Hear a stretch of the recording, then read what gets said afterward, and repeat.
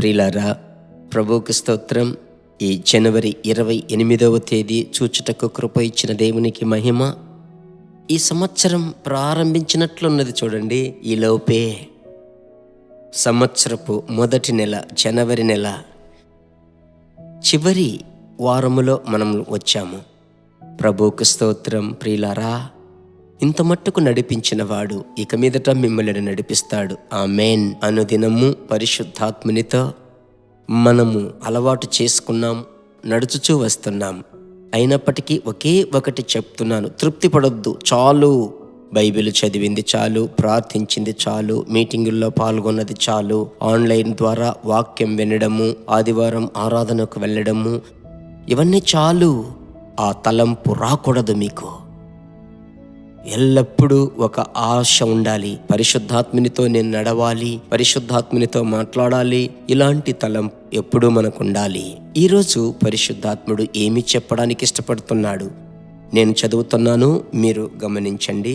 యోహాను సువార్త 4వ అధ్యాయం 39వ వచనంలో, నేను చేసినవన్నీ నాతో చెప్పినవి సాక్ష్యమిచ్చిన స్త్రీ యొక్క మాటను బట్టి ఆ ఊరిలోని సమరయులలో అనేకులు ఆయన యందు విశ్వాసముంచిరి.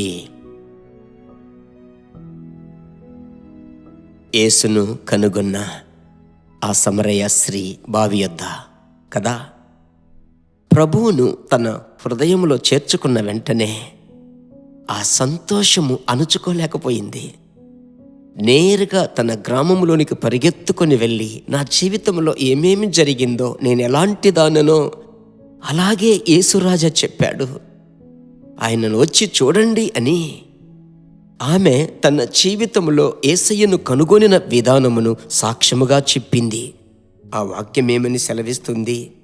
ఆ స్త్రీ యొక్క మాటను బట్టి ఆ ఊరిలోని సమరయులలో అనేకులు ఆయన యందు విశ్వాసముంచిరి. అలాగైతే పరిశుద్ధాత్మునిలో మీరు అనుదినము ఆత్మలో నింపబడి ప్రార్థించగా మిమ్మలను సాక్షులుగా జీవించటానికి సహాయము చేస్తాడు. అదొకటి. ఇంకొకటి ఏమిటంటే, దేవుని బిడ్డలారా, మీరు అనుభవించేటువంటి యేసును, మీరు అనుభవించేటువంటి అద్భుతములను అనుదినము మీరు పొందుకొనుచున్న కృపలను, ఆశీర్వాదములను అవి మీలోనే దాచుకోకూడదు. మీరేం చేయాలి? మీకు చెందినవారు, మీకు సమీపంలో ఉన్నవారు, మీ బంధువులు, మీ స్నేహితులు, మీకు చెందినటువంటి వారు సందర్భము దొరికినప్పుడంతా మీరు శ్రమల గుండా వెళ్ళేటప్పుడు ప్రభువు చేసిన మేలులు, ప్రభువు మీకు చేసిన అద్భుతమును మీరు సాక్ష్యము చెప్పాలి. సాక్ష్యము చెప్పగా జరిగిందేమిటి? ఆ ఒక్క స్త్రీ, ఆమె ఏమైనా పెద్ద బైబిల్ కాలేజ్ చదివిందా, లేదంటే వాక్యములో ఆరితేరిందా? లేదు. తనకు దేవుడు చేసిన మేలును ఆమె వెళ్ళి చెప్పింది. ఆ ఊరిలో ఒక గొప్ప ఉజ్జీవం వచ్చింది. దాని పేరే ఉజ్జీవం. అలాగైతే ఈ దినాలలో ప్రభు మీకు చేసిన మేలులు ఎదుటివారికి చెప్పుటకు ప్రార్థించండి. ప్రభువా, ఆ తరుణం నాకివ్వండి, ఆ సందర్భమును నాకివ్వండి. అలాగూ ఆత్మలో నింపబడి ప్రార్థించగా ఆమేన్. మీకు తెలియకుండానే పరిశుద్ధాత్ముడు ప్రేరేపిస్తాడు. ఈ మిత్రునికి చెప్పు. ఫోన్లో కొంతమంది దుఃఖముతో సమస్యను పంచుకుంటారు. అప్పుడు చెప్పు, మీరు దిగులు పడకండి, నేను మీ కొరకు ప్రార్థన చేస్తాను, యేసయ్య మిమ్మల్ని ఆశీర్వదిస్తాడు. ధైర్యంగా వారిని ధైర్యపరచండి. ప్రభువు నామం మహిమపరచబడుతుంది. అదే ఈరోజు వాక్యం. మీరు విశ్వాసంతో పనిచేసి చూడండి, దేవుని యొక్క శక్తి చూస్తాం. ప్రార్థించుదామా? నాతో కలిసి మంచి తండ్రి, మీ ప్రియ బిడ్డలు విన్న ఈ సత్యమును వారు తమ జీవితంలో అభ్యాసము చేసుకోవడానికి కృప చూపించండి. కృపాక్షేమము వెంబడించాలి. దేవుని ప్రసన్నతలో బిడ్డలను కాపాడుకొనండి. ఆశ్చర్యమైన కార్యములు చెయ్యండి.